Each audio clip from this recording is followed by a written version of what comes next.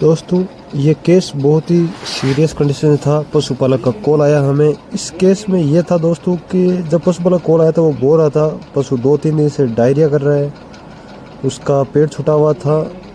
तो जैसे ही हमें उसमें कॉल आया और हम तुरंत वहाँ पहुँचे।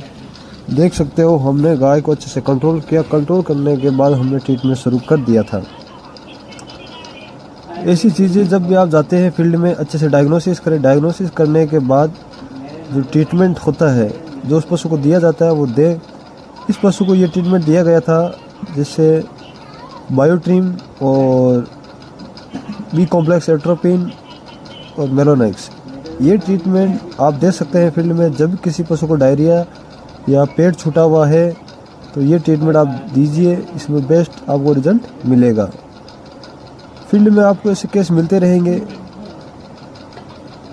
केस को आपको सोल्व करना पड़ेगा और जब भी आपको ऐसा लगे अच्छे से डायग्नोसिस करना पड़ेगा। डायग्नोसिस करने के बाद ही आप ऐसे केस को अच्छे से हैंडल कर पाते हैं। आप देख सकते हैं पशुपालक द्वारा इस गाय को अच्छे से कंट्रोल किया गया और हमने ट्रीटमेंट दिया।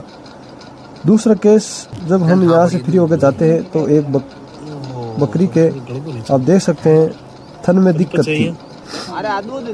बकरी के नीचे से जो था थन वो एकदम गल गया था, गांठ हो गई थी और पूरा का पूरा सूजन थी ऊपर वाले पार्ट में।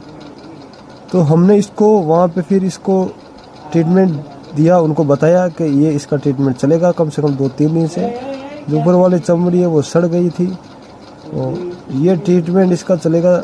इसमें हमने ट्रीटमेंट दिया जिससे ये दर्द और घाव सूखे।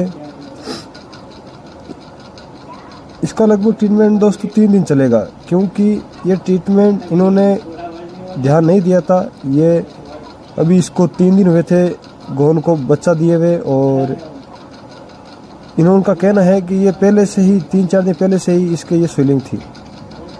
फिर हम अगले केस के लिए निकल चले थे। अपने अगले कॉल के लिए पशुपालक के पास पहुँचे। वहाँ पे देखते हैं, पशु का टेम्परेचर लेते हैं, पशु को डायग्नोसिस करते हैं। पशु को अच्छे से टेम्परेचर देख लीजिए आप कितना था, 103.2 टेम्परेचर है।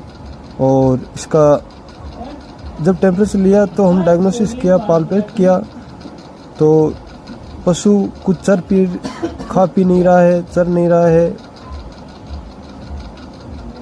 हरा चारा नहीं खा रहा है और इसका टेम्परेचर था, बुखार था इसको।